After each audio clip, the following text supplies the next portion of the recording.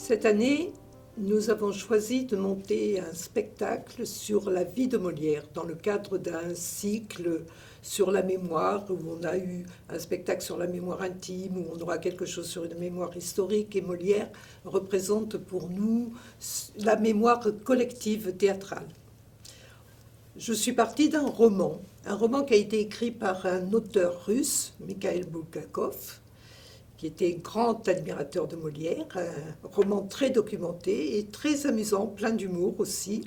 Et nous nous sommes emparés de ce récit pour en faire une adaptation théâtrale qui est jouée par 4 comédiens. 4 comédiens qui, chacun, en sait plus que l'autre sur la vie de Molière.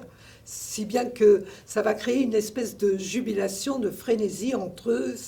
Chacun veut en raconter un peu plus. Ces pays pénétreront les mots de celui que vous mettez au monde maintenant. Oui, les mots de cet enfant seront traduits en russe, En anglais, en allemand, en hollandais, en danois, portugais, polonais, turc. C'est possible, Non, monsieur. ne m'interrompez pas, madame. En grec, en hongrois, roumain, tchèque, suédois, arménien, arabe. Monsieur, vous me stupéfiez. on composera des imitations de ces pièces. Des érudits en feront des analyses détaillées. Et il influencera les écrivains pour les siècles à venir. Ces pièces seront jouées sur toutes les scènes du Les monde. comédiens prennent donc en charge la narration, mais vous aussi incarner les personnages de la vie de Molière. Et cela par un simple truchement de mettre une perruque ou des lunettes. Net, purgatitum, Habet grandam fievra. cum redoublementis. Mysterium donare. Grandam dolorem capitis. Et grandum malum coste. Postea segnare. Cum grandam difficulta. On verra aussi comment s'est construit son goût pour le théâtre et l'influence de son grand-père, Louis Cresset, qui l'amenait tout enfant voir les battleurs sur le champ de foire ou sur le pont Neuf. Je suis votre servante, monsieur. Mais à la vérité, je vous le dis tout net, je ne resterai pas un jour de plus dans cette maison. Insolente! Insolente! Cherchez-vous donc quelqu'un qui accepte vos cris à longueur de journée. Je n'aurai pas le droit de me mettre en colère. Ne suis-je pas le maître ici? Oh, celle-ci se plaint que je la querelle, mais il y a bien de quoi quereller. Elle a presque laissé brûler ma blanquette de veau. Que vais-je manger ce midi, ma bonne blanquette?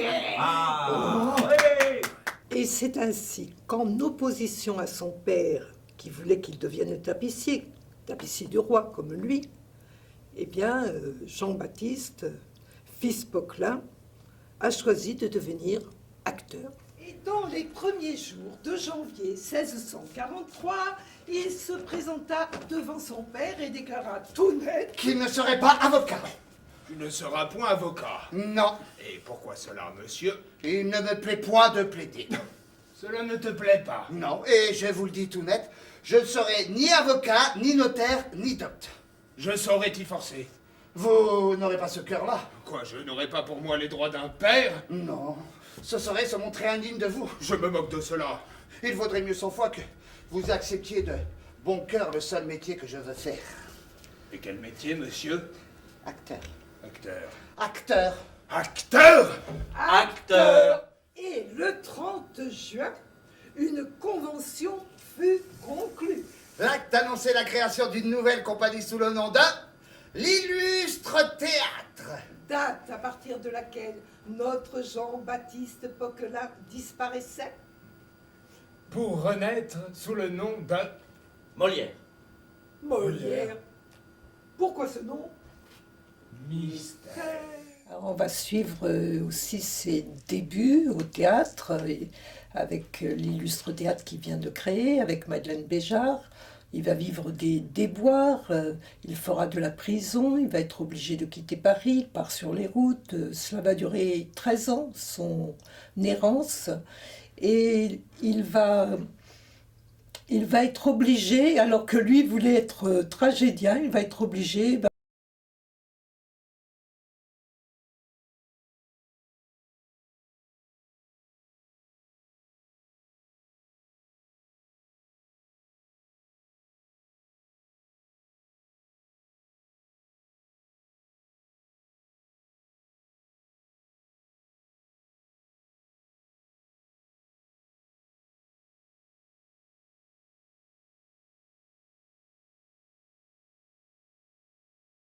tout sautant dans l'humidité de novembre. Où va Molière? Il se hâte vers un bon feu de cheminée pour rejoindre Madeleine? Non, pas Madeleine, mais vers quelqu'un qui l'attire plus encore. Il a hâte de retrouver Armande, la petite Menou qui a maintenant 16 ans. Et cela, Madeleine le sait. Elle a tout pardonné. L'épisode lyonnais avec la Duparc, elle s'est réconciliée avec la Debris, mais cela... Il est maintenant revenu à Paris, il est installé à la cour, tous les sens